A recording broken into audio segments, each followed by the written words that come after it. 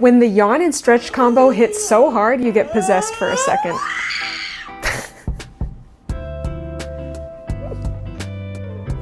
That stretch and yawn combo has a name, pandiculation. Your brain tells your muscles to tighten and then fully release, resetting your muscle tension, which is why it feels so good. Animals like cats do this constantly, huge stretch, little shake, because these animals actually listen to their reflexes. But stressed humans actually don't do this enough. When you're anxious, burnt out, or always on, you suppress these reset reflexes, even though they help lower baseline tension, improve movement, and calm your nervous system. So give your body a chance to stretch and yawn. That's your brain doing maintenance.